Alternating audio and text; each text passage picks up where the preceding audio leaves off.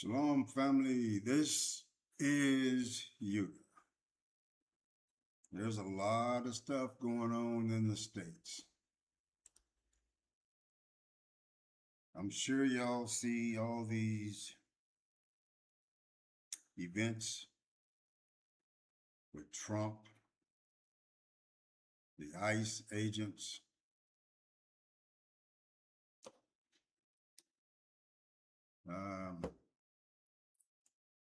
I'm going to talk about a lot of that. And this is what I call the red alert. The window is closing on the scattered people in America today. And I'm going to run through some things that you need to know. It might be a good idea if you take some notes. The whole purpose for this presentation is to make you aware, to help you be able to spot these triggers. Now, I'm not going to tell anybody, flee Babylon. I've been through all that. But you need to understand something. There is nothing that's going to stop what's coming. So it's critical that you buckle down, get your spiritual life in order. It's going to be critical.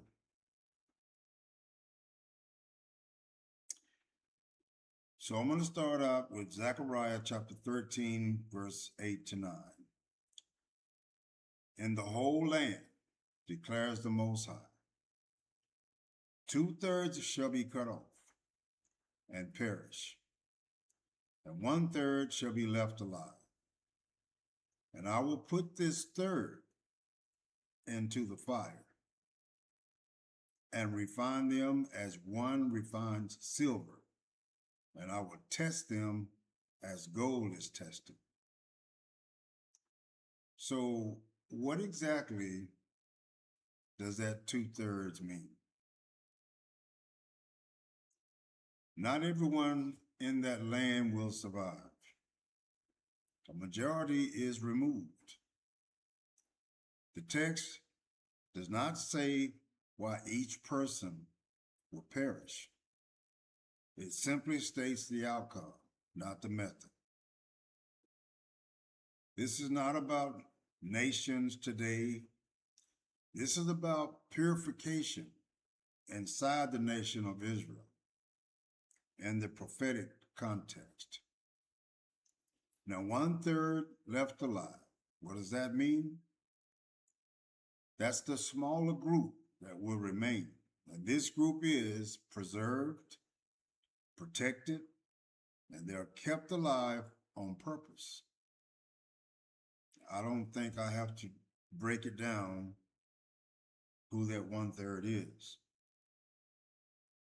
But that 2/3, just for the sake of any Christian or King David that shows up on this channel, that 2/3 are those who keep Friday sundown and Saturday sundown as a Sabbath, those who think the evening and the morning is being specific about a cycle day, those who don't want to turn loose Jesus as their Savior, those who don't see the need to become one nation, united as one big family, and the list goes on. That's your 2/3. And it's not because they're better, but because they are the portion that Yah chooses to work with.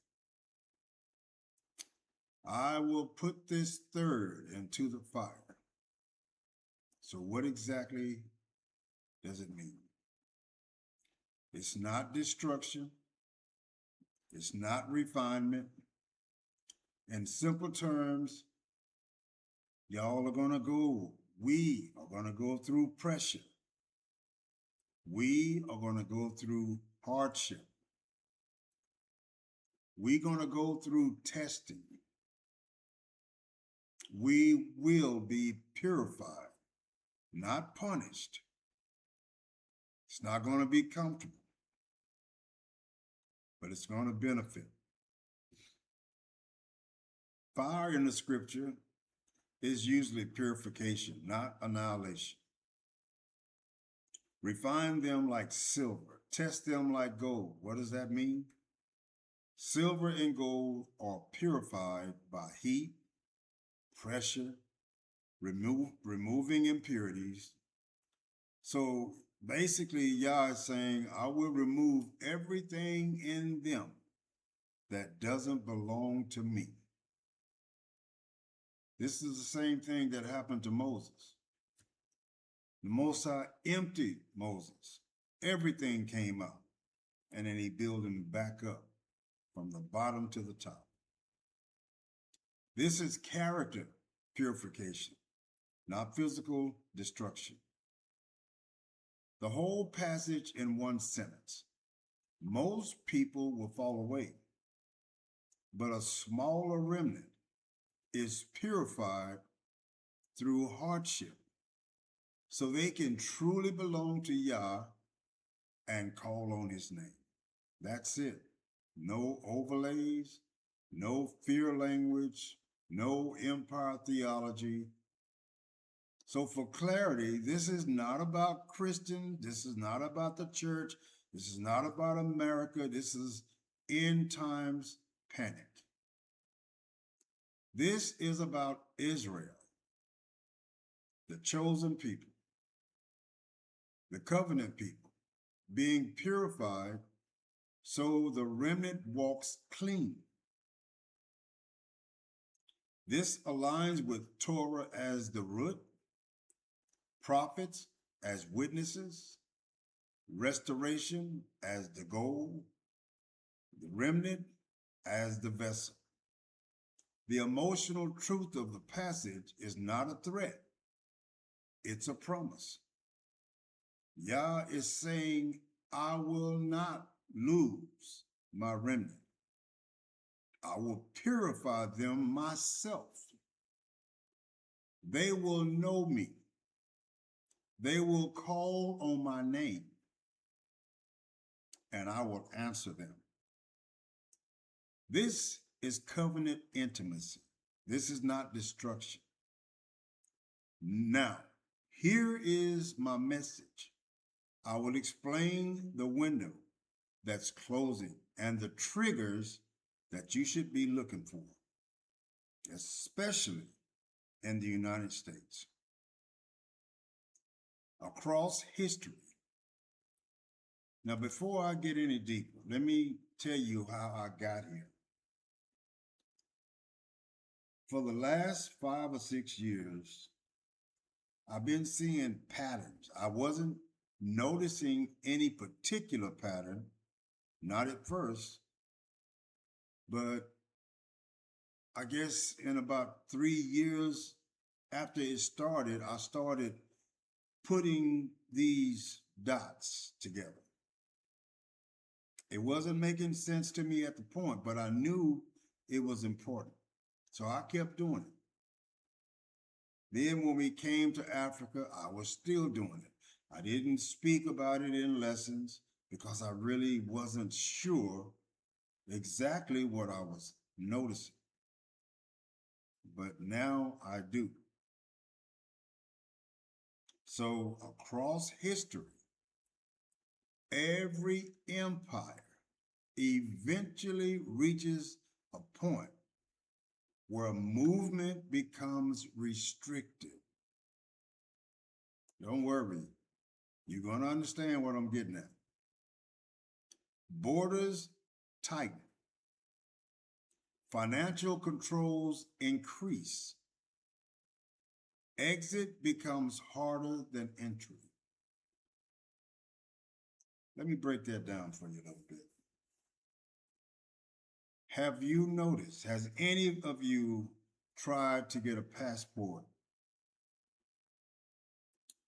When I got my passport, it only took a week. A couple of months after that, I had a couple of friends that wanted to get their passport.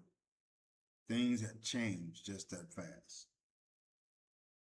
Now I think it takes up to 6 months to get a passport.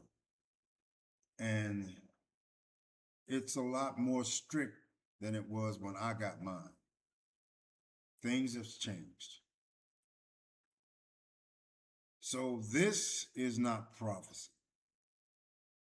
It's the observable life cycle and history of empires. This goes way back. When an empire feels the strain, it clamps down on capital, travel, descent, and migration. America is already showing the early stage version of these patterns. Increasing travel scrutiny, passport delays and backlogs, financial monitoring and reporting thresholds tightening, rising geopolitical tensions that often leads to internal restrictions. I just recently experienced this very thing that I'm talking about right now. Let me just give you a brief scenario of what happened. My original bank, they bought into another bank. So the debit card, which was Visa, was changed from Visa to Discover. That really messed us up because nobody or hardly anybody in Africa accepts Discover. So that meant I couldn't even touch our money. I couldn't go buy groceries unless I had cash. But we keep cash for a reason. And that wasn't the reason. When we buy groceries, we use our debit card. So this bank told us that nothing's going to change.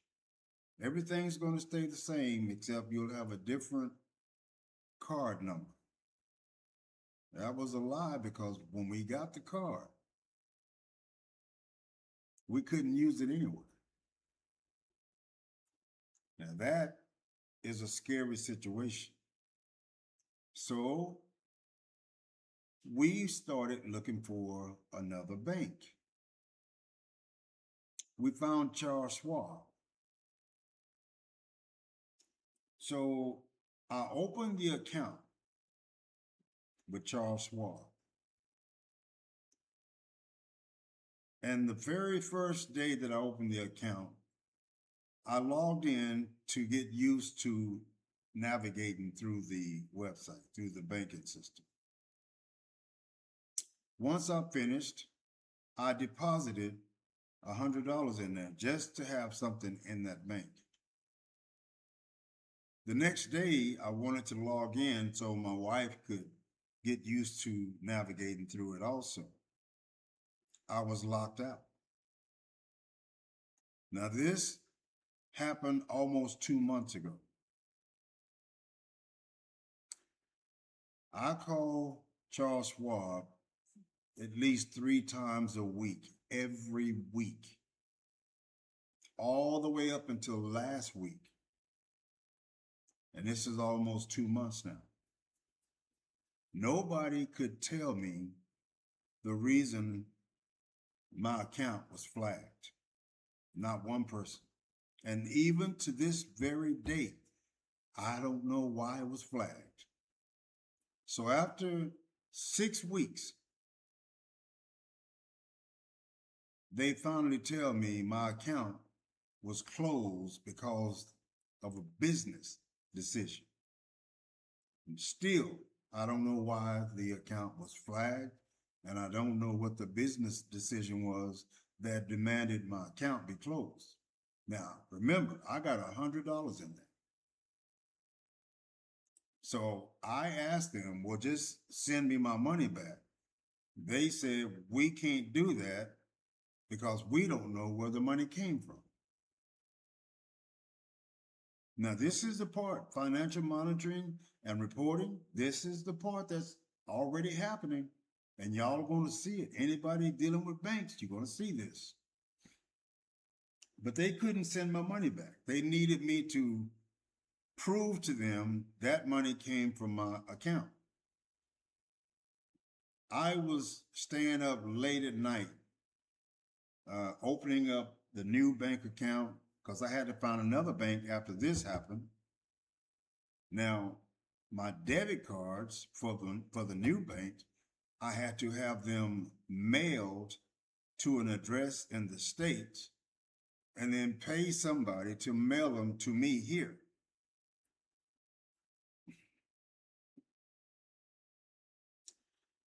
So I printed out the bank letterhead. I circled the transaction where the amount that I deposited, transferred into Charles Schwab, gave them all the proof they needed. This week makes 6 weeks since all this started. I faxed all that to them. And then another 2 weeks passed. I haven't heard anything, so I'll call again. This time I get a supervisor. Now, still, nobody's told me why my account was flagged in the first place. I've been banking over 40 years. I have never in my life had any bad dealings with any bank. So they want more proof. I already gave you the banking information, the letterhead. I even printed out my bank statement, circled the transaction and the date and the amount. I even showed my name. I showed the account number, everything. Finally, I got to talk to a supervisor. Talked to him about a week ago. He tells me that give him a few days, he's going to expedite this situation, find out what's going on, and try to get my money back. Now, this was a week ago. I talked to him again 2 days ago. He said that it was approved. The information I provided was efficient. It was good enough. That's been a week ago today. I haven't heard from him. I haven't got my $100 back. I'm going to show y'all some things in this. This is not a lesson. This is a red alert. I'm going to show y'all some things y'all better watch for. Please take notes. Anyway, I haven't got my $100 back. Haven't heard from anybody. But yet he told me the transaction was approved. He was going to get my money back into my account. Well, it ain't there. When he told me that last time I talked to him was 3 days ago. So financial monitoring and reporting thresholds tightening, rising geopolitical tensions that often leads to internal restrictions.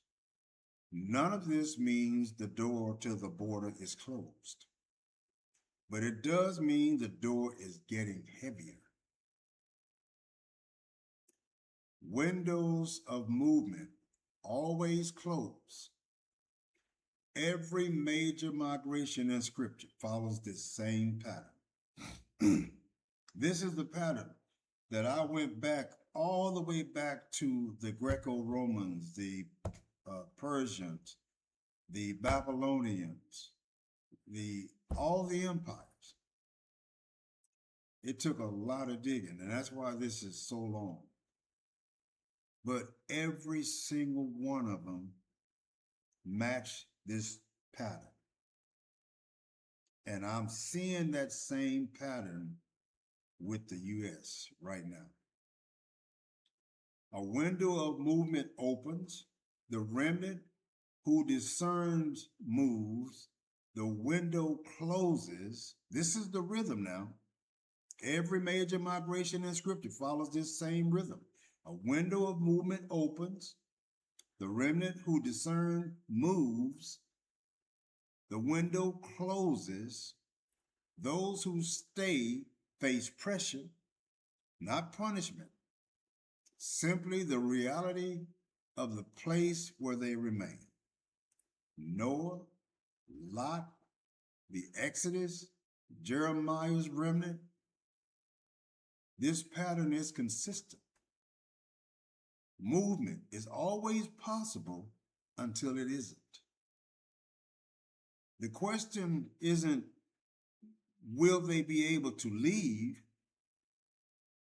The real question is, will the window of voluntary departure close before they realize that it was even a window? And historically, that answer is almost always yes. Practically speaking, there are three main ways people lose the ability to leave a country. Y'all need to really pay attention to me. Travel restrictions, political or emergency-based. Financial restrictions, can't move your money. You can't buy tickets. You can't meet the requirements. You got documentation restrictions, passport issues, ID requirements, new regulations. Y'all see all this new stuff popping up? It's hard to get a passport right now. America is trending toward all three, tightening over time. Not in a dramatic lockdown way, but in a slow, bureaucratic, friction-based way that makes leaving harder, more expensive, and more regulated. The deeper truth is that I already sensed the shift. I just wasn't able to put the pieces together, but I knew something was there. People who wait for official announcements always move too late. People who discern patterns move on time. It's not safe right now for anybody to travel from the U.S. to another country. It's worth the risk, but it is a risk. Now, I've already moved. I'm in Africa. I've already positioned myself. I heard the call early. I've already built the sanctuary rhythm in Dar es Salaam. So I'm not asking for myself. I'm asking for the scattered ones who are still asleep. Wake up. The time is coming when leaving America will be much harder than it is right now. Not impossible, but restricted, delayed, controlled, and for many, functionally out of reach. It's coming. The window is open now, but it won't stay open indefinitely. So let's ask the hard questions. Will the scattered who are still in America lose the ability to leave? Movement windows always close. Every major deliverance follows the same structure: a warning or discernment moment, a window of voluntary movement, a tightening on conditions, a point where movement becomes impossible or even dangerous. This is the historical pattern. Empires restrict exit before collapse. Let me say that again. Empires restrict exit before their collapse. Again, this is not prophecy. This is the pattern of how Yah deals with the empires and his remnants. America is following this very same arc. Every empire, Babylon, Rome, Britain, France, USSR, they all did the same thing. First, financial controls, then travel friction, then documentation tightening, and finally, exit restrictions. Wasn't dramatic at first. It was always bureaucratic, always disguised as security, stability, or emergency measures. That will be the excuses you will most likely hear. America is already in stage 2. Modern indicators already visible. These are the practical signs that the window is narrowing. Travel friction increasing. Have y'all noticed? Passport delays. Have y'all noticed? More secondary screenings. I don't know how many of y'all travel, but this is happening at the airports. I see this on YouTube, people having to go through this. This is extra. I used to fly to work, so I know this has not always been this way. I lived in San Antonio. I worked in Colorado. My job flew me every month. I would fly to Colorado.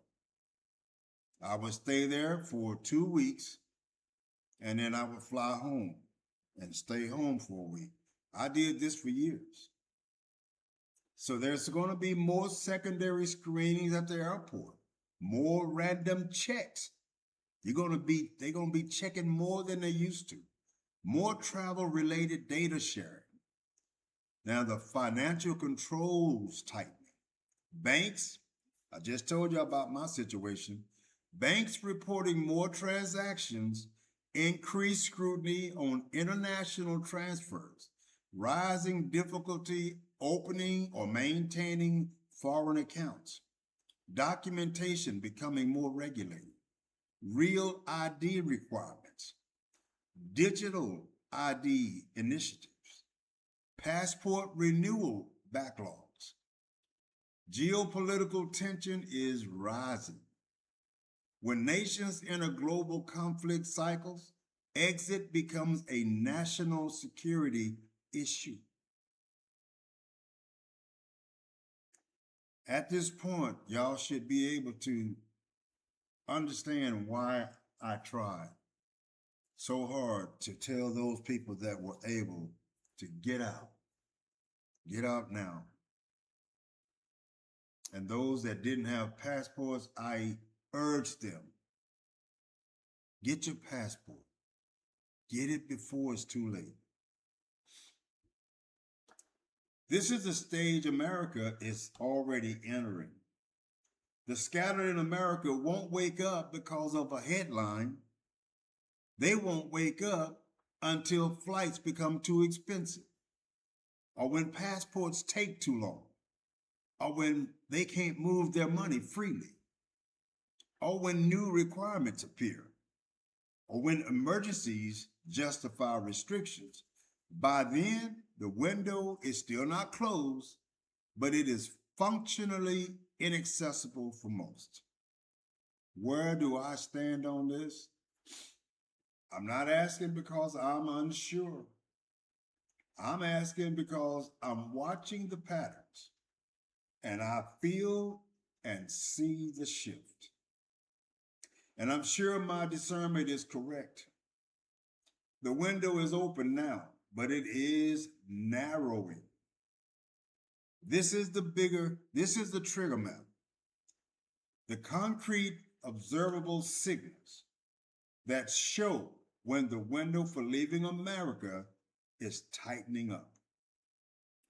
No fear, no sensationalism, just patterns, history, and sober discernment. I've compiled a list of 12 triggers you should pay attention to. These 12 triggers that signal the window is closing. These are the indicators that historically appear before a nation restricts exit, before you are restricted from leaving the USA. America is already showing several early stage versions. Passport processing delays become chronic. I witnessed that already. Like I said, I got mine in a week, but people that I know, it took months. And I don't know how long it takes now, but I think it's up to 6 months. It may even be longer. And now there's more hoops you got to jump through. So when a nation is preparing for tighter movement, passport renewals slow down, expedited services become unreliable, new documentation requirements appear. This is always one of the first signs. New travel requirements will be introduced, not bans, just requirements. Digital IDs, health certifications, new security screenings, biometric verification. These create friction that disencourages movement without having to announce the restrictions. Financial transfers face more scrutiny. When a nation anticipates instability, it tightens. International wire transfers, foreign account access, current movement, and reporting thresholds. If people can't move their money, they can't move themselves. Flight prices spike and routes shrink. Or is that routes shrink? Airlines respond to geopolitical tension before governments do. When routes to Africa, the Middle East, or Asia start disappearing or doubling in price, the window is narrowing. Emergency powers become normalized. Not martial law, just soft emergency. When we were getting ready to leave the US, I didn't know that I was never considered a US citizen.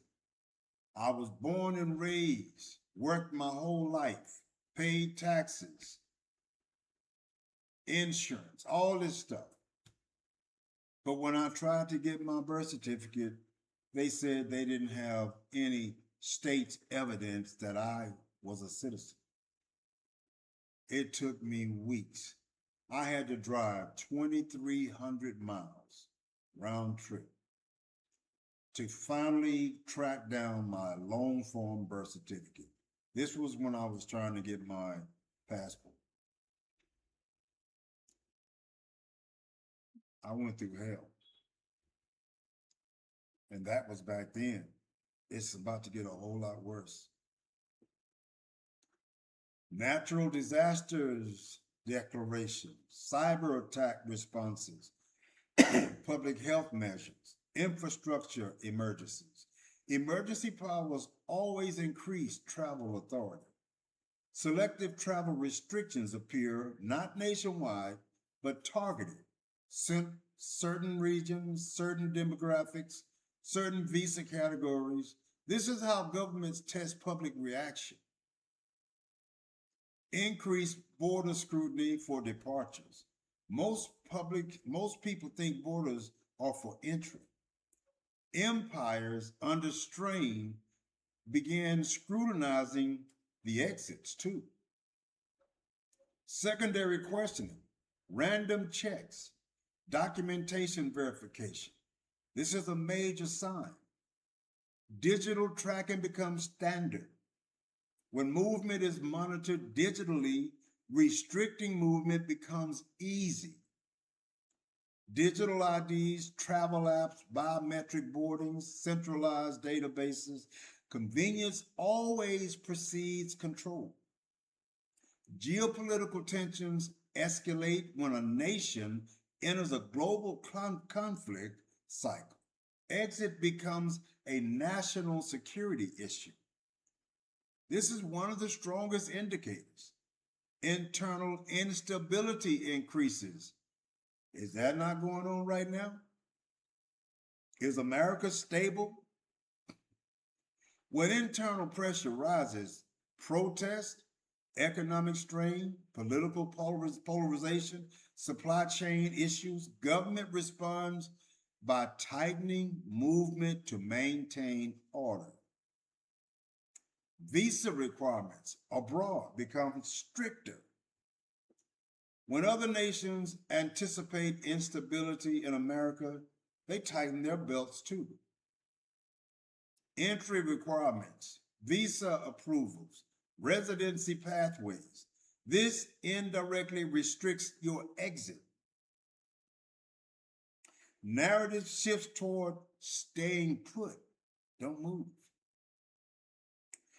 Before restrictions become official, the message changes. Travel is risky right now. These are some of the things you're going to hear. Stay safe at home. Unnecessary travel is discouraged. Narrative always precedes policy. Where this leaves the scattered in America, most people won't notice these triggers until they're already inside the tightening. By the time they feel the pressure, flights are going to be too expensive. Passports are going to take way too long. You're not going to be able to move your money around. And they're going to have so many new requirements that shows up that emergency justify restrictions. The window doesn't slam shut, y'all. It closes quietly. I'm not speculating because I'm uncertain. I'm pointing this out because I see the pattern forming. Now, here are the 12 steps or stages that I compiled. Step 1, passport processing, delays become chronic. I'll break this down with some clarity. Grounded reasoning, not prediction, not fear, but pattern-based discernment. Why passport delays matter. When a nation is stable, passports are routine and quick. That's when a nation is stable. Predictable. Processing times, reliable, expedited services, minimal friction. But when a nation enters a period of internal strain or global tension, the first thing that becomes unstable is mobility infrastructure.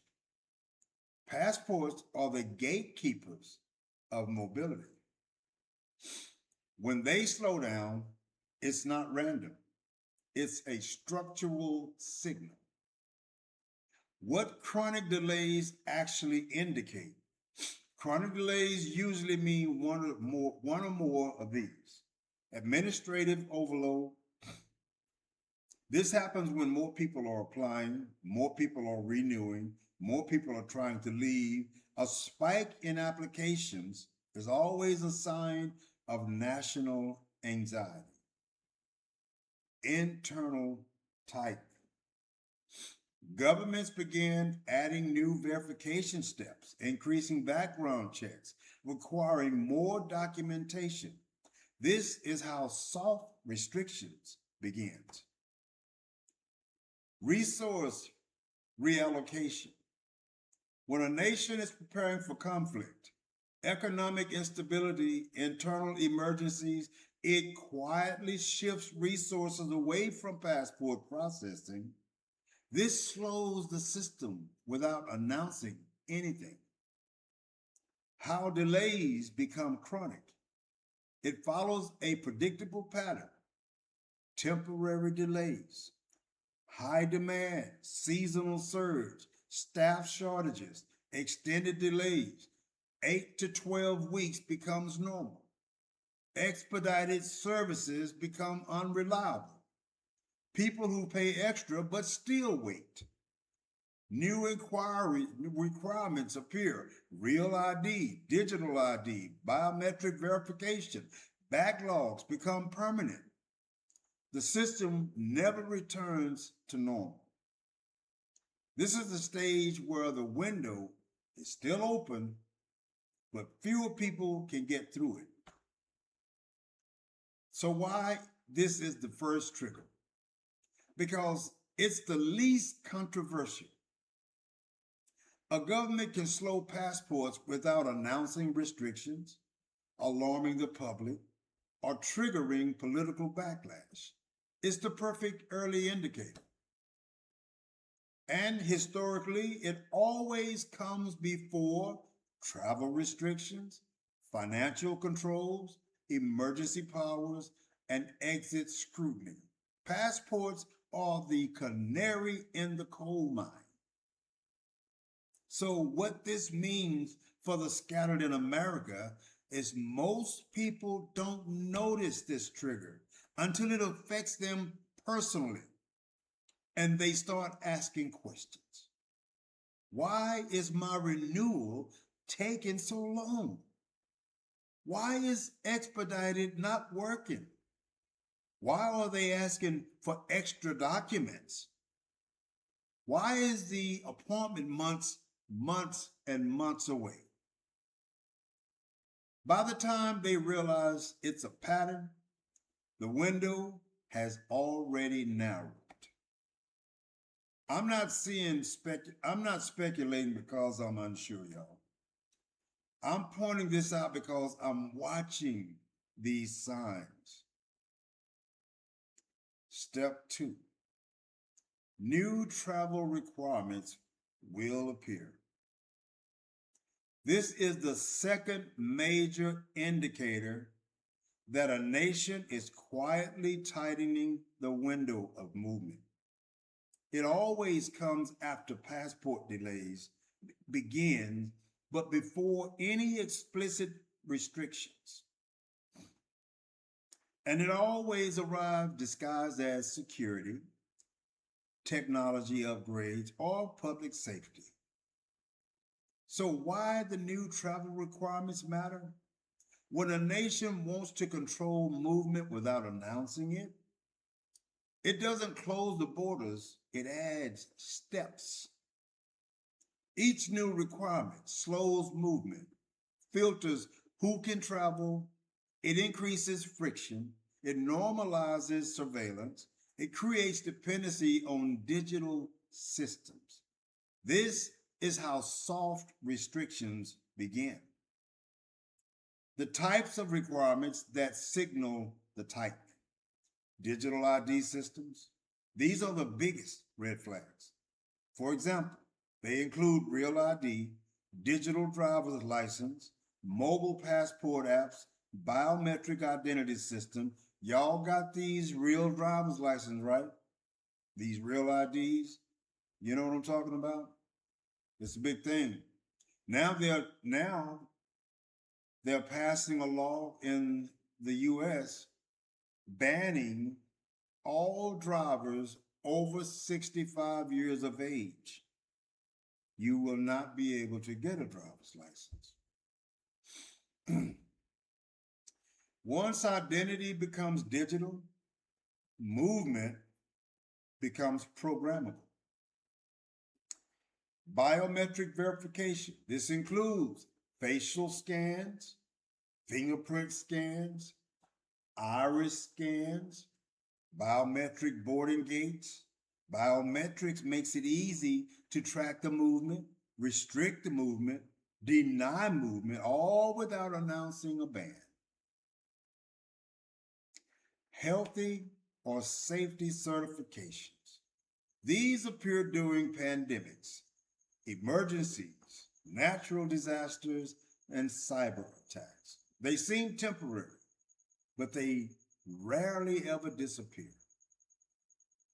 They create a precedent. You must be approved to travel. Pre-travel authorizations. These are digital permissions required before boarding flights. Online approvals, travel declarations, background checks, security questionnaires. These systems can be tightened instantly. New documentation requirements. This includes additional proof of identity, proof of residence, proof of employment, proof of financial stability. These requirements filter out people who are unemployed, financially unstable, undocumented, or in transition. In other words, the people most likely to want to leave are the ones that will deal with this. How these requirements quietly restrict movement. They don't stop travel outright. They make it harder, slower, and more selective. This is how governments avoid backlash. The public hears it's for safety, it's for modernization, it's for efficiency. But the effect is fewer people can travel, fewer people qualify, fewer people can afford the process, and fewer people can meet the requirements. The window narrows without ever being declared closed. So why is this step two? Because once new requirements are in place, the government can deny travel, delay travel, restrict travel, or monitor travel, all without changing the law. This is a stage where the window is still open, but only for those who already are prepared. This is why 5 years ago, I pushed, I urged, get your passports, get out of there. But this is only going to work for those who are already prepared. What this means for the scattered in America. Most people won't notice this stage until it affects them personally. So why do I need a new ID? Why do I need to upload my face? Why do I need approval before I fly? Why is this new requirement mandatory? Listen, let me tell y'all something. When I had this banking problem here about 2 months ago, still going through it, not only did the bank flag me and close the account without giving me any reason, I was trying to move my direct deposit from my first bank to the new bank. And when they started flagging my account, I went back into my socialsecurity.gov account and tried to move my deposit back to the original bank or to the new bank. Then Social Security flagged me. They sent me a message telling me I need to show up in the office in person. I'm 10,000 miles away from there. I'm pretty sure a flight from here to America would probably cost me over $2,000. And when I get there, I'm going to have to rent a car, stay at a hotel, eat, and all this. So I had to get a hold to the embassy in London. It took me some time to figure out that that was an option. And all the time this is going on, I'm running out of time. My direct deposit is getting ready to hit. So I ended up shifting my direct deposit by calling the Social Security office in San Antonio, and I managed to get them to just stop the direct deposit redirection and let it stay in my original account, which they did. Then after that, I had to contact the embassy in London and have them make the direct deposit redirect to my new bank. I went through hell. I spent a lot of late nights researching what do I need to do? How can I fix this? And remember, I was running out of time. So by the time they ask these questions, the system is already in place. And once a digital system is in place, tightening it is effortless. Financial controls tighten.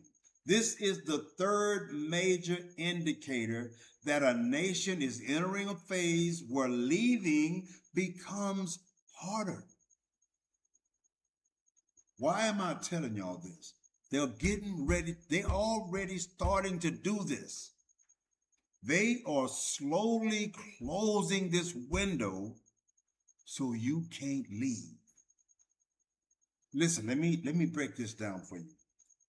If the majority of the people in the U.S. right now, under all the crap that's going on, people are getting closer to realizing, I don't want to live in this country no more. And say, let's say 3/4 of the U.S. decide to leave. What do you think is going to happen to the U.S.? They're going to go bankrupt. They need you to stay. So they cannot let you out. You are the bread and butter. So yeah, even if you don't see this, it's happening. I can see it. This is why I put this together. I want you to see it. So now, it makes leaving much harder. Not because the borders are closed, but because your money can't move. Because the banks are going to be in on this. And if your money can't move, you can't move. This step is subtle, bureaucratic, and is always justified as security, fraud prevention, or anti-terror measures. This is the same thing that the bank that still has my $100 told me. This is the reason right here. This is my proof. I just went through this. I'm still going through this. This is what they told me. Well, this is security measures, fraud prevention. We need to know where that money came from. If you really are the true owner, listen. I said, lady, let me ask you a question. Do you think that a scammer would call you this many times, risking exposing himself for $100? So, y'all listen. Y'all listen to this over and over. Take notes. Write these triggers down. You will see them. You will see them.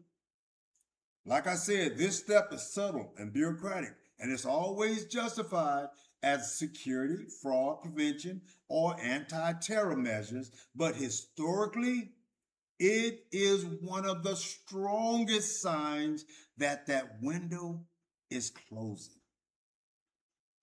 So why does financial controls matter? Every migration, ancient or modern, requires access to funds, ability to transfer money, ability to purchase travel, ability to sustain yourself abroad. When an empire tightens financial controls, it is effectively tightening mobility.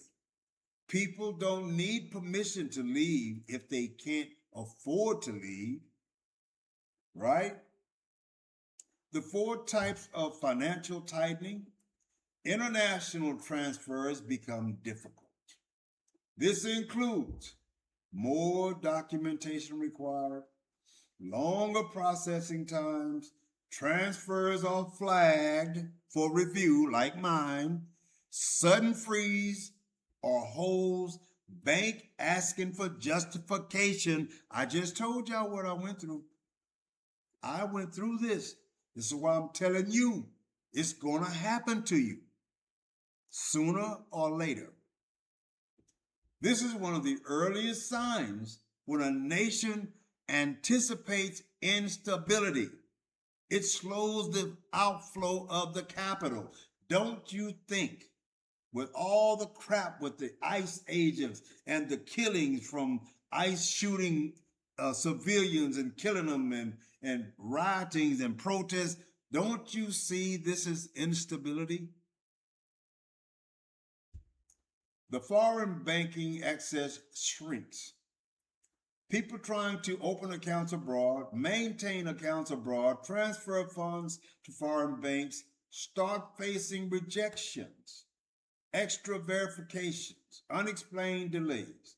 This is how nations quietly discourage relocation. They're going to do it.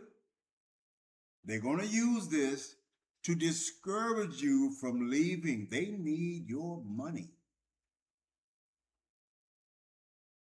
Domestic banks increase monitoring. Banks began flagging unusual activity.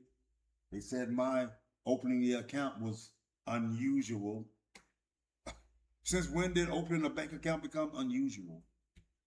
Questioning large withdrawals, limiting cash access. Yeah, they're going to tell you how much of your own money you can get. Reporting more transactions to federal systems. This is not paranoia. It's a documented pattern in every declining empire. I know because I looked them all up. When the financial system tightens, mobility tightens too. Currency controls appear, not official controls, soft controls. They're less noticeable. Limits on how much cash you can carry. Limits on how much you can transfer. Limits on foreign currency purchases, new reporting requirements.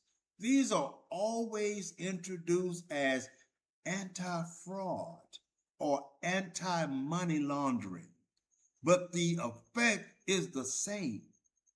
The remnant loses the ability to move resources freely.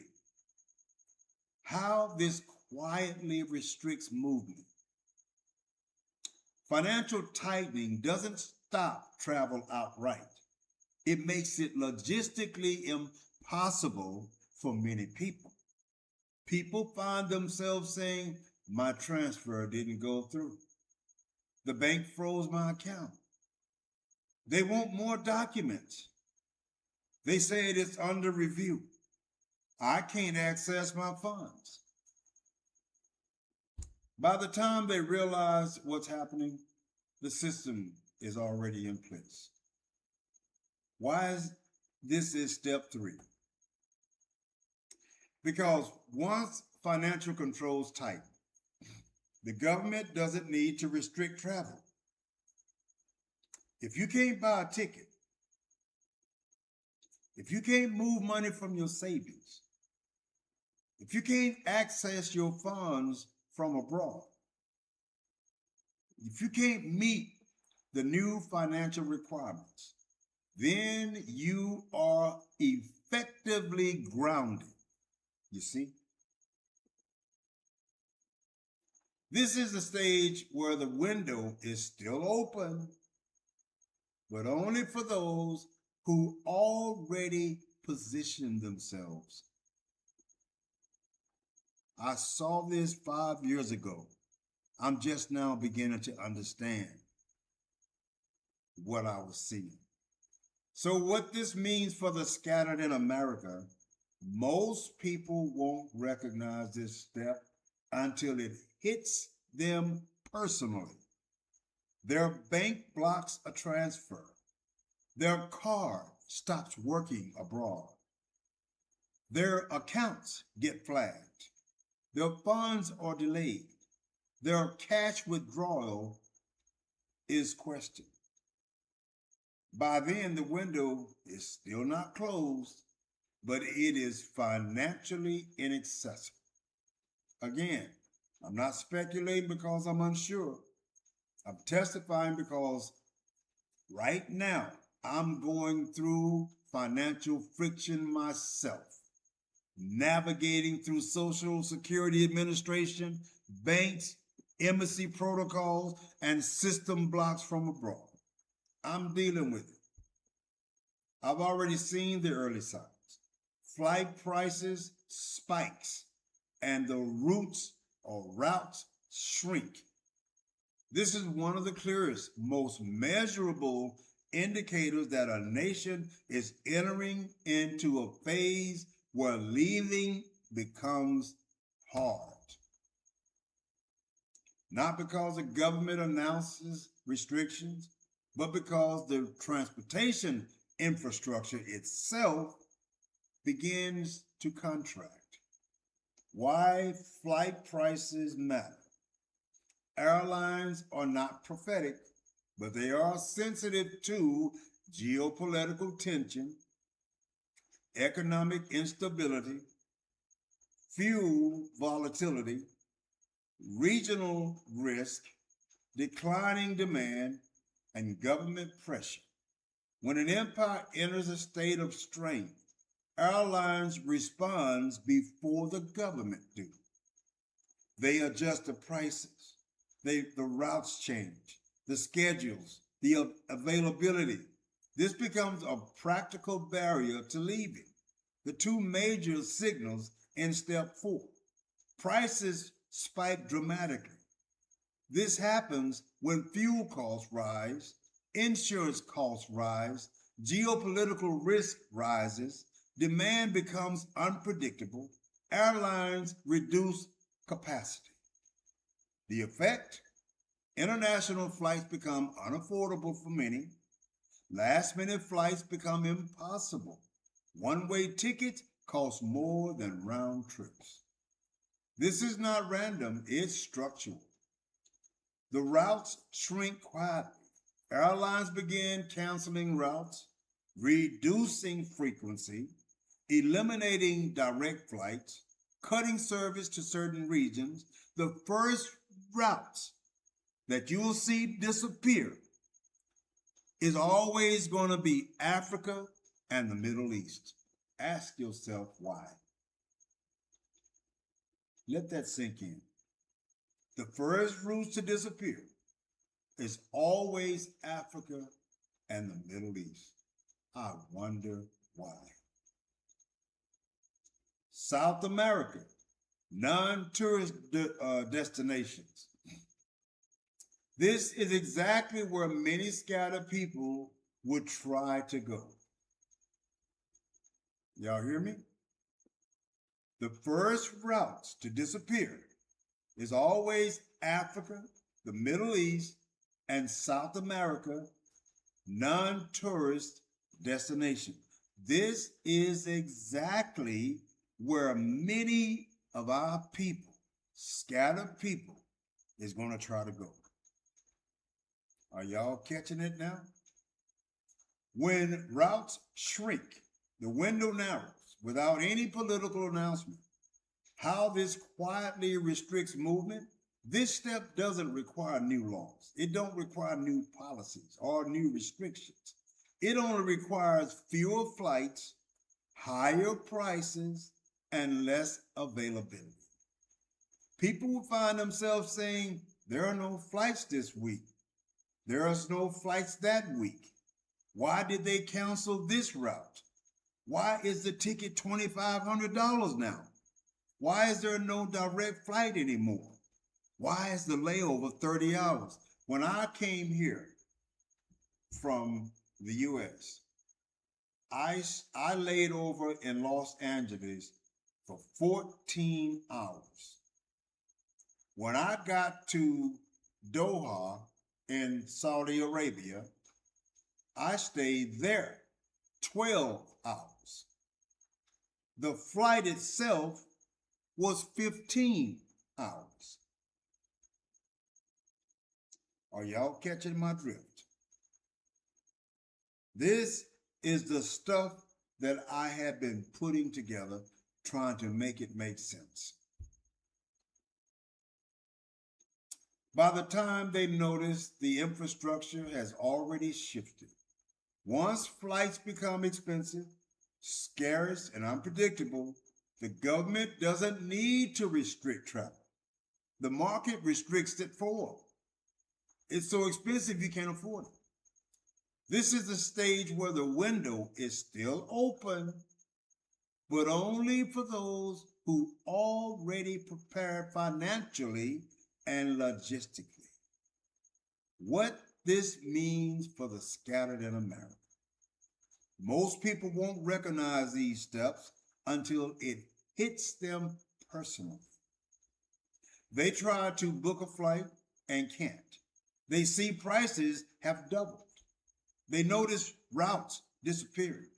They realize travel is no longer as simple as it used to be. This is the moment when many will finally say, I should have moved when I had the chance.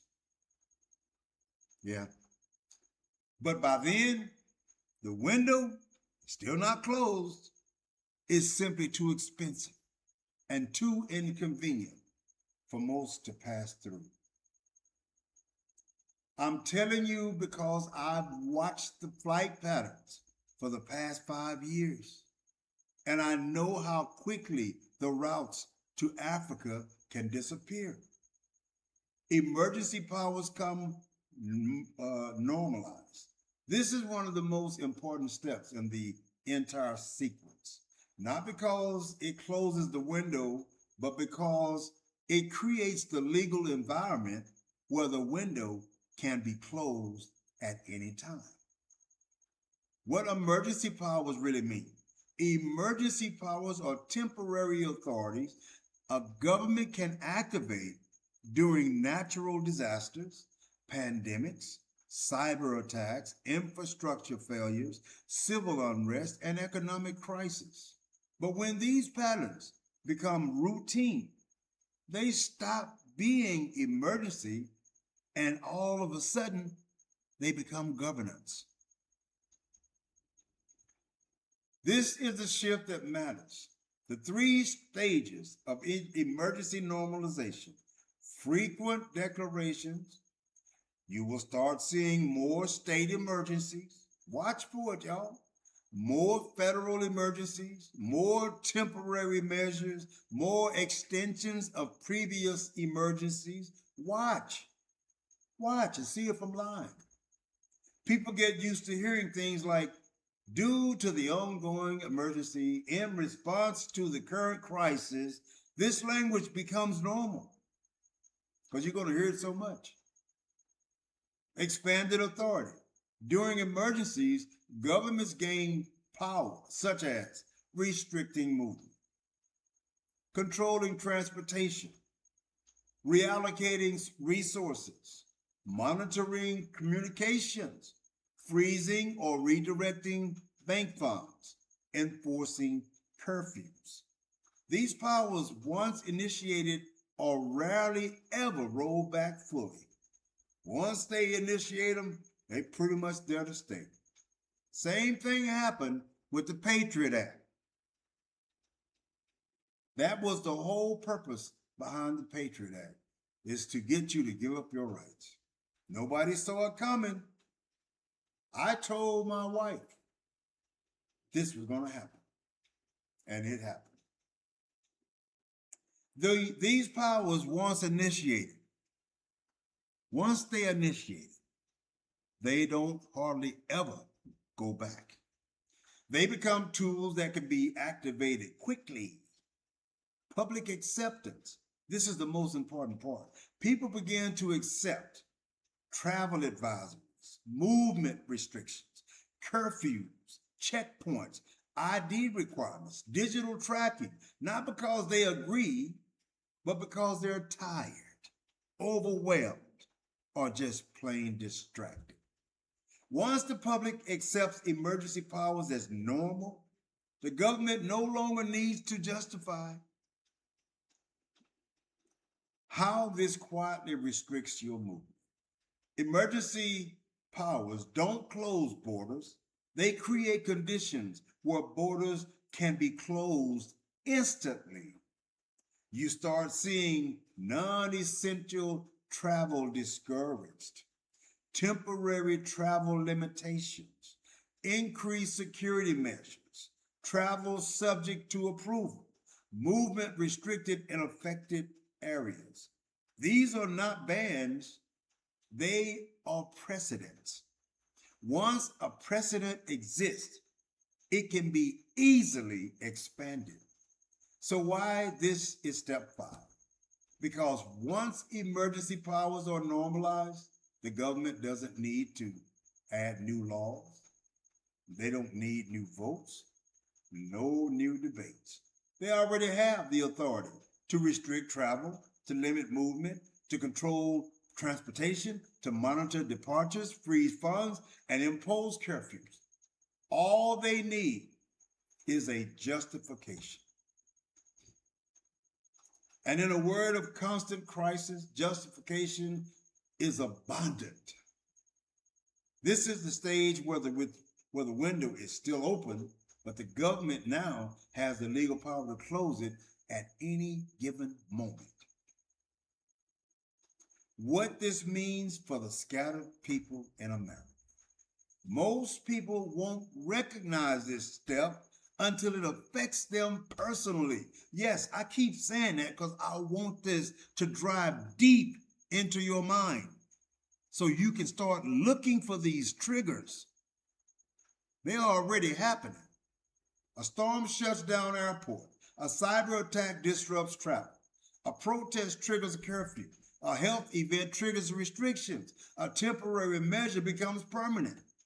By then, the window is not closed, but it's subject to sudden closure without warning. I've watched how quickly emergency language can reshape a nation's behavior. I've lived long enough to see how temporary becomes standard.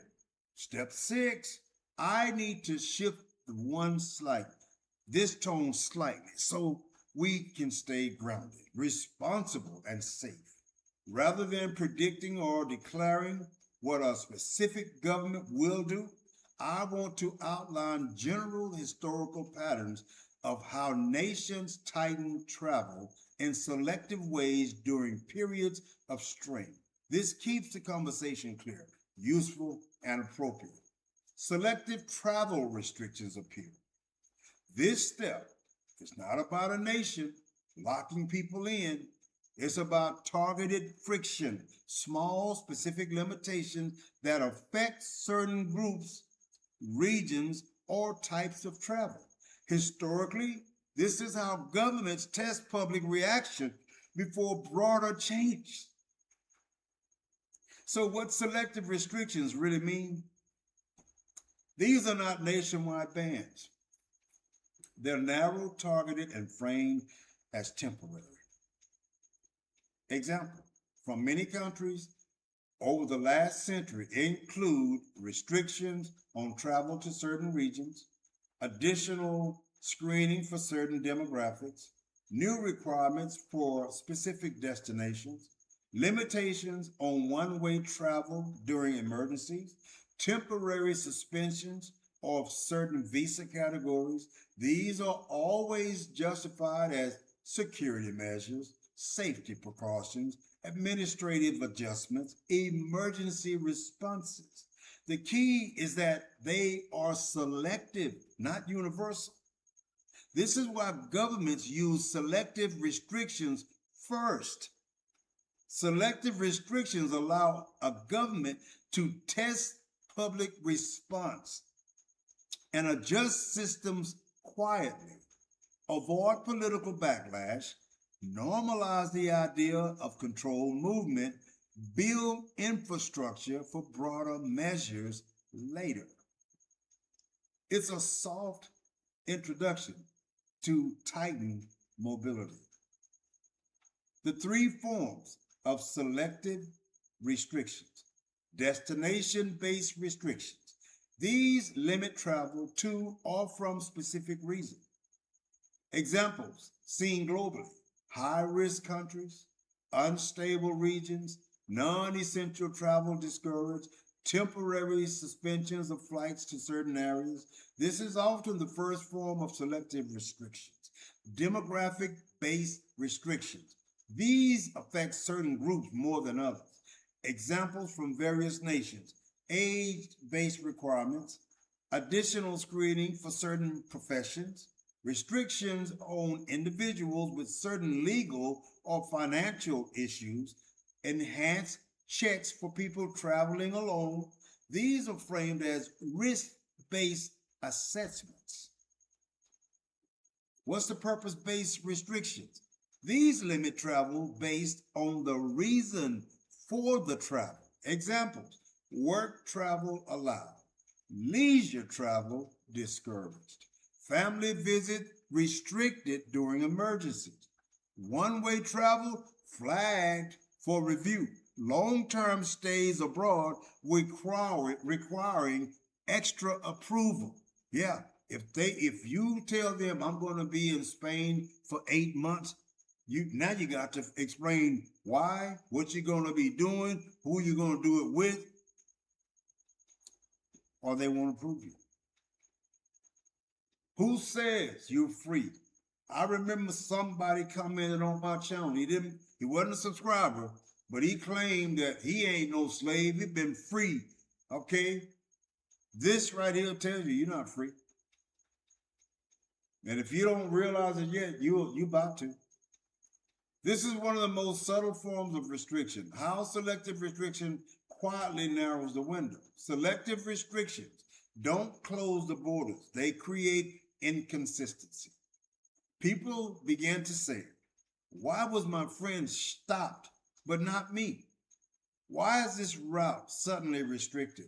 Why do I need an extra documents for this destination? Why is one-way travel being questioned? Yeah, if you travel from the United States to anywhere in the world, and if you get a one-way ticket, you're going to have some problems. You might get through, but you're not going to walk through this that easy. You're going to have to do some talking. This inconsistency is the signal. It means the system is shifting from open movement to conditional movement. Why this is step 6? Because once selective restrictions appear, the nation has entered a phase where movement is no longer assumed. Travel is no longer neutral.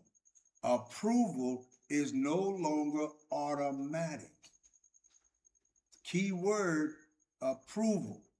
For anybody that think you're free, the window is still open, but it is no longer guaranteed for everyone equally. Now, this is the moment when the remnant begins to feel the tightening, even if nothing official has been announced. Step 7. I'm going to keep this grounded, responsible, historically framed. No predictions about any specific government. No claims about what will happen. Just a pattern that every major nation has followed when mobility begins to tighten. Increased scrutiny on departures. This is a step most people never accept or never expect, because they assume borders are for entry only. But historically, when nations experience strain, the exit becomes just as monitored as the interest. You're going to see. This doesn't mean no one can leave. It just means leaving becomes a process, not an assumption. Why departure scrutiny matters? When a nation begins examining departures more closely, it signals a shift from open movement to conditional movement. This is not a ban, it's a change in posture.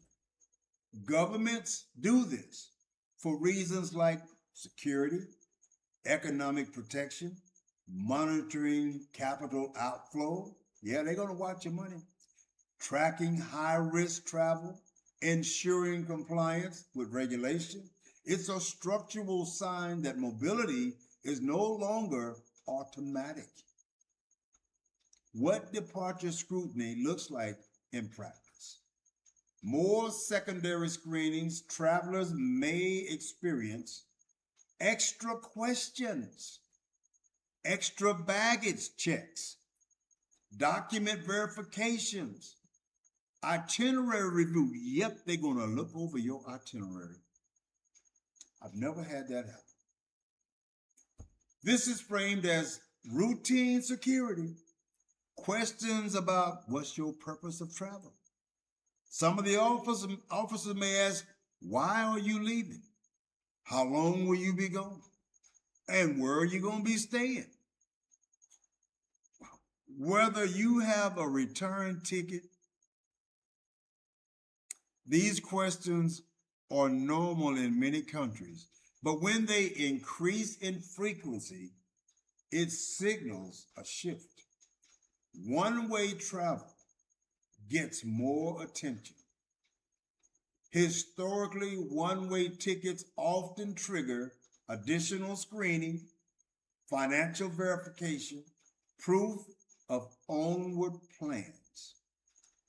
You got to almost strip naked and tell them your whole historical past, everything.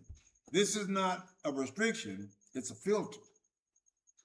Financial or documentation checks. Travelers may be asked for proof of funds. Proof of funds. Proof of accommodation, where you're going to live, where you're going to stay. Proof of employment, who you work for. Updated identification. Again, this is not a ban, it's a friction. Digital tracking of departures. As digital systems expand, departures become logged, cross-checked, analyzed. This is common worldwide, and it increases during periods of national strain. So why is this step so important? Because once departures are scrutinized, the government doesn't need to restrict the travel. He doesn't need to close the borders. It doesn't announce new policies. The process itself becomes the barrier. People begin to say things like, why was I questioned so much? Why did they ask for extra documents? Why was my departure flagged? Why did they pull me aside? This is the moment when the shift becomes felt, not just observed.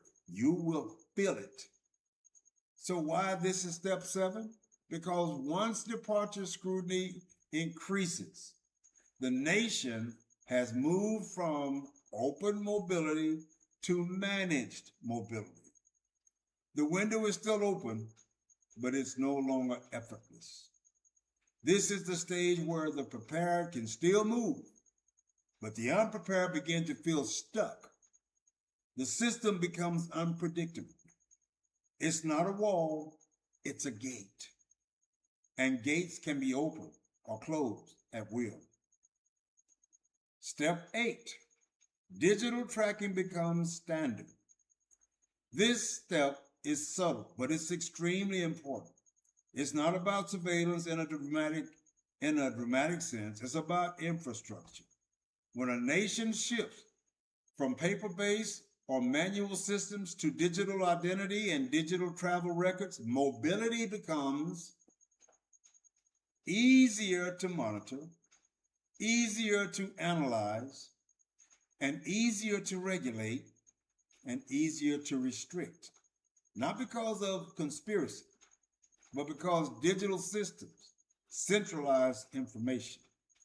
So, what digital tracking really means is digital tracking doesn't mean someone is watching you, it means your movement is automatically logged by systems that already exist.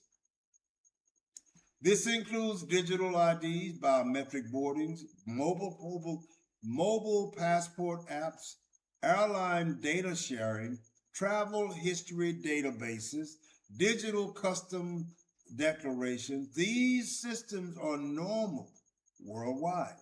But when they become mandatory, the mobility landscape changes. The three forms of digital tracking that signal a shift. Digital identity becomes required. This includes real ID, digital driver's license, mobile identity apps, biometric verification. Once identity becomes digital, movement becomes conditional on system access. Travel data becomes centralized.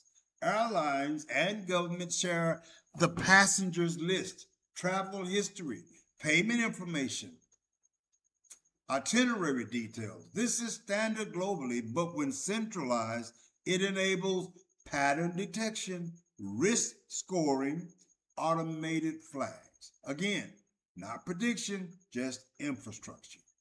Biometric travel becomes a default. Biometric travel becomes the default. Examples: facial recognition, boarding, fingerprint gates, iris scans, kiosk. These systems are efficient, but they also log departures, log arrivals, and they link identity to your movement. This makes travel traceable, not anonymous. Why digital tracking matters in the mobility sequence? Digital tracking doesn't restrict movement. It enables restriction if need be.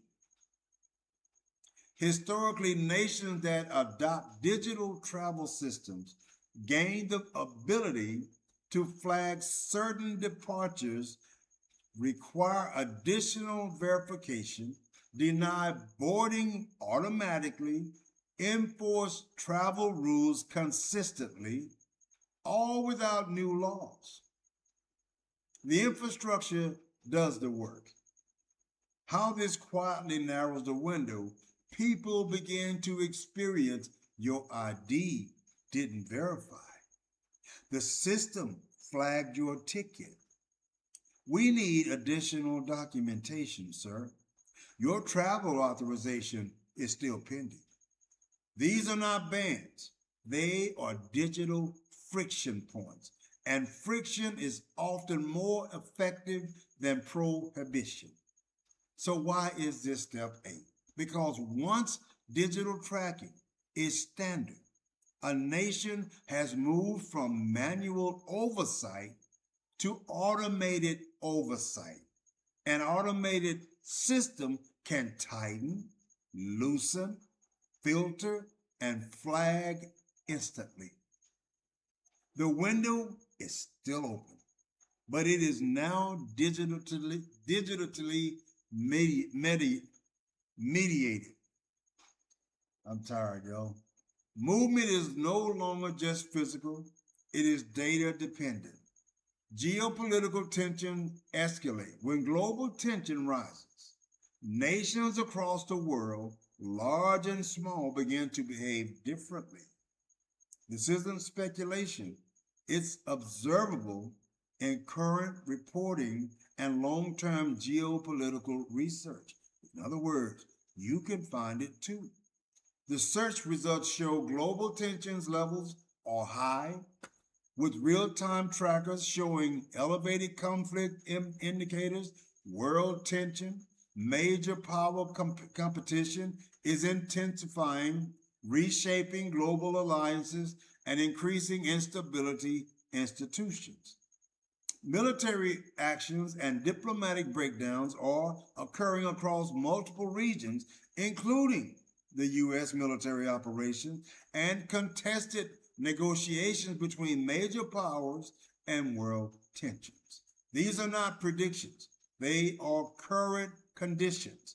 Why geopolitical tension matters for movement? When global tension rises, nations tend to tighten their borders, increase security checks, monitor travel more closely, restrict certain routes, prioritize national interest over individual mobility. This is not unique to any one country. It's a universal pattern documented across history and confirmed by modern conflict trackers. What rising tension looks like based on current data: increased military activity. The search results show examples of U.S. military operations abroad the world, tensions, escalations involving major powers like Russia and Ukraine, world tensions, military activity always increases travel friction, diplomatic breakdown, reports highlight severe diplomatic strain, urgent security talks, reshuffling of leadership in response to conflict, pressures world tension, diplomatic instability often leads to travel advisories, visa tightening, route disruptions, great power competition. The Institute for Economics and Peace notes rising competition between major powers, weakening multilateral institutions, redistribution of global influence, Institute for Governments. When major powers compete, mobility becomes more regulated. How geopolitical tensions quietly restrict the movement. Tension doesn't close borders. It creates conditions where movement becomes more expensive, more regulated, more scrutinized, more unpredictable. People begin to experience sudden route cancellation, new travel advisories, increased questionings at borders, reduced access to certain regions, higher travel insurance costs. These are not bans, they are side effects of global instability. So why is this step 9?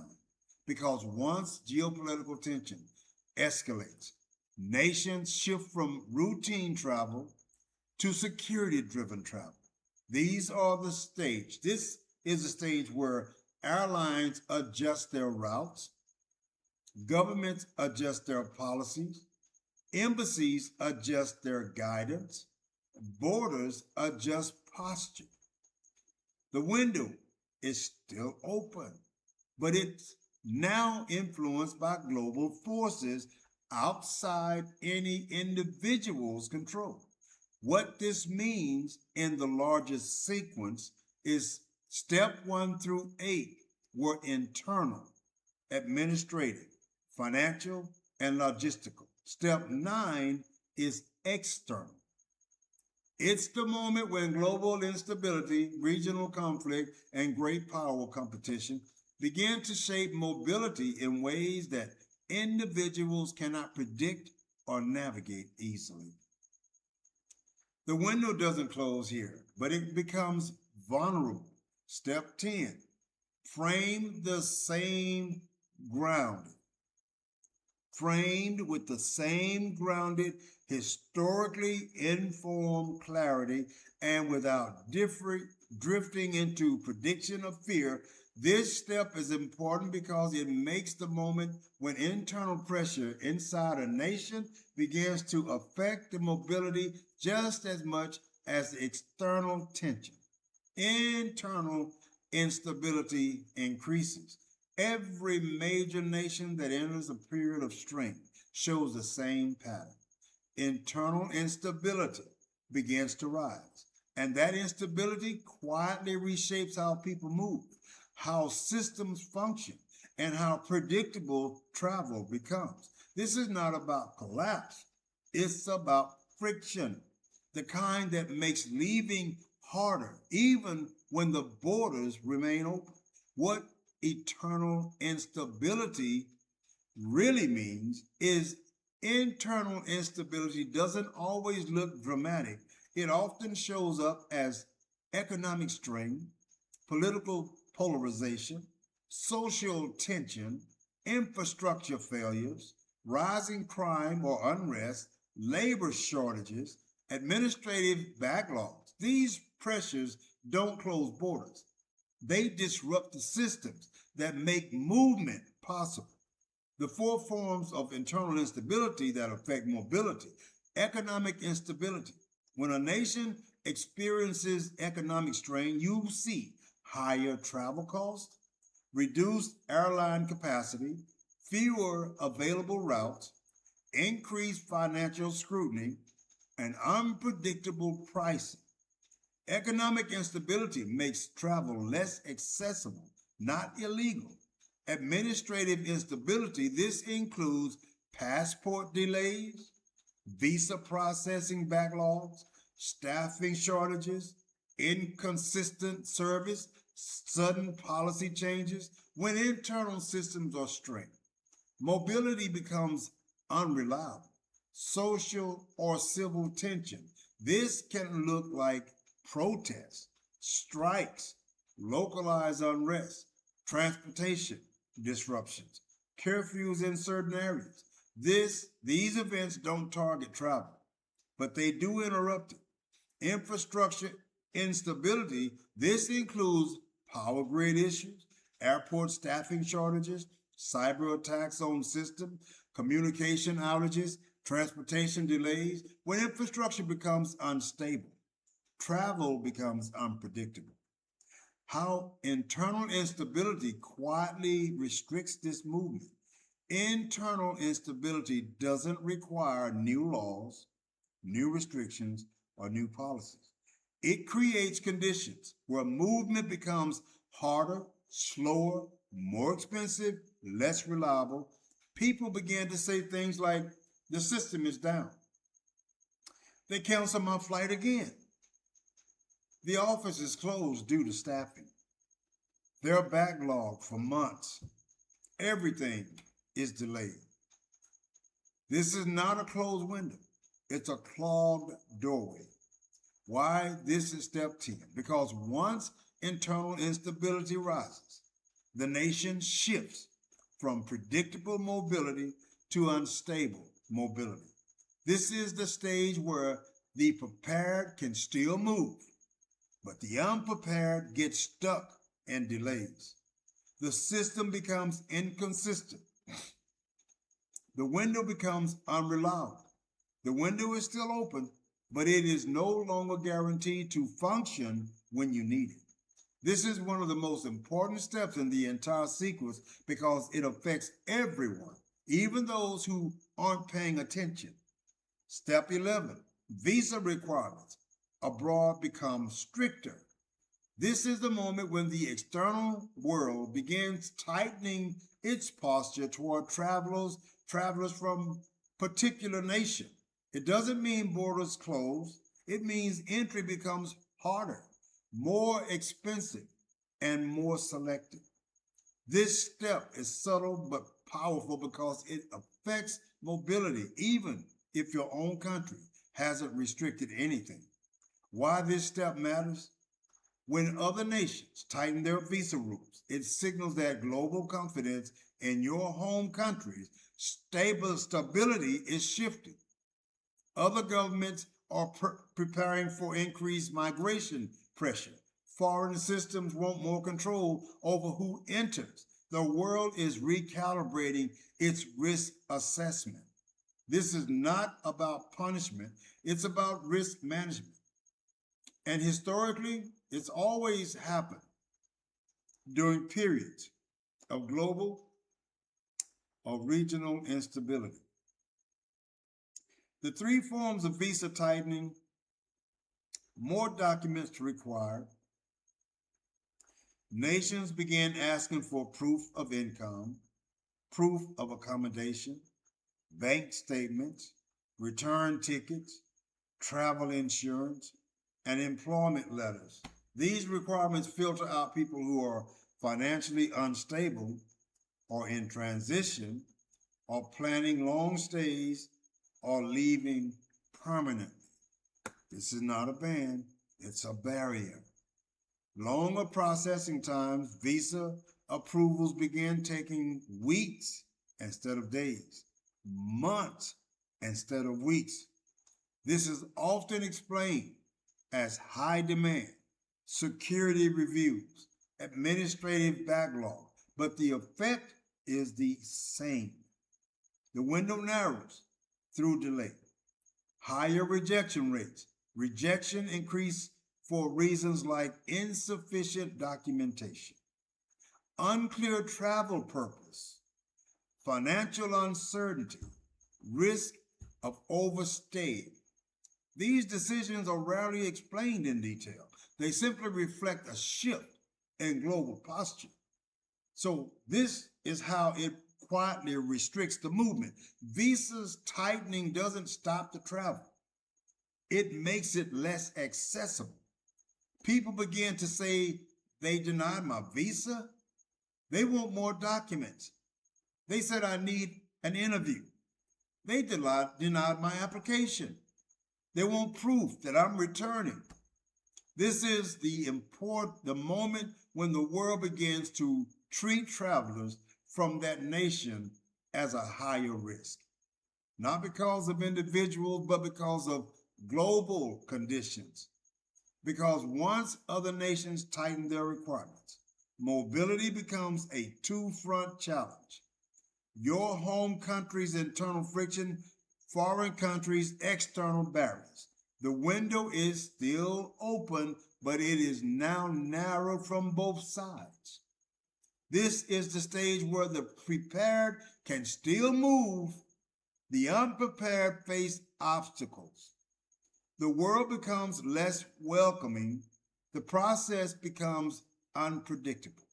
It's not a wall, it's a maze. Step 12.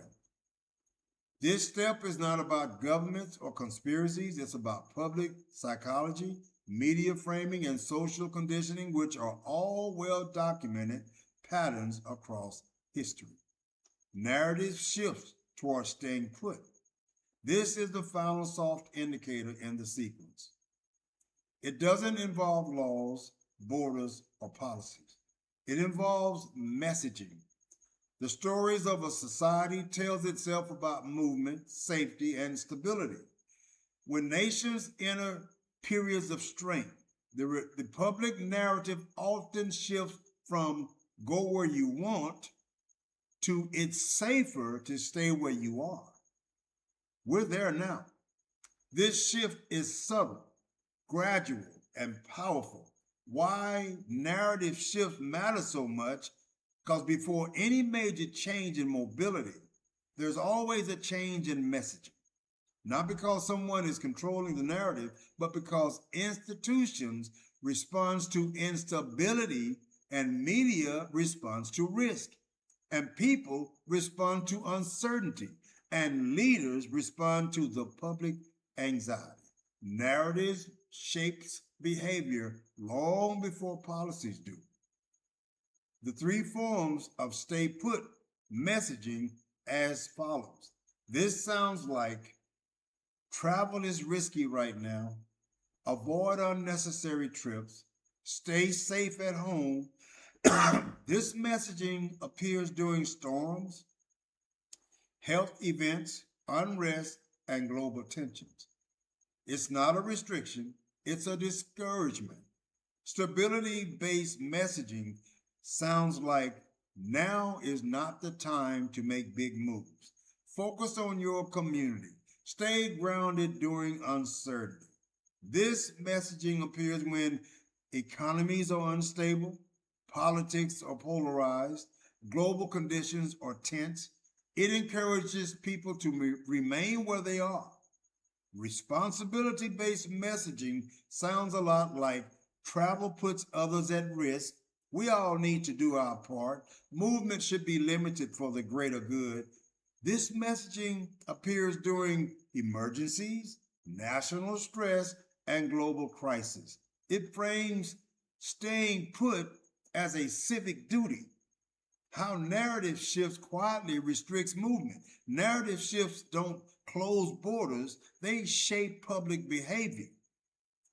People begin to say, maybe I shouldn't travel right now. It feels irresponsible for me to leave. Everyone says it's safer for me to stay home. Travel seems a little too complicated. This is not a restriction, it's a social climate. And social climate often influences behavior more than policy. Because once the narrative shifts, the nation has moved from freedom of movement as a norm to movement as something that must be justified. This is the final soft indicator because no law has changed. No border has closed. No ban has been announced. But the psychological environment has shifted. The window is still open, but fewer people feel confident walking through it. What this means in the full sequence of step 12, it completes the pattern. Step 1 through 4, logistical friction. Step 5 through 8, administrative and digital friction. Step 9 to 11, external and global and friction. Step 12, psychological friction. This final step doesn't block movement. It discourages it from manufactured fear. And discouragement is often more effective than restriction. So I'll read to you Zechariah chapter 13, verse 8 to 9, once more.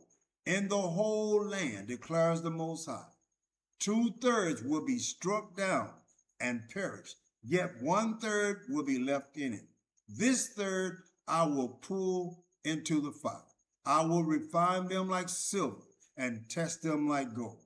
They will call on my name and I will answer them. I will say, they are my people. And they will say, the Most High is our Creator. So people, I hope you taking notes. I hope I made sense. I hope you see what I see. These things are not going to happen. They already are happening. Peace. Shalom.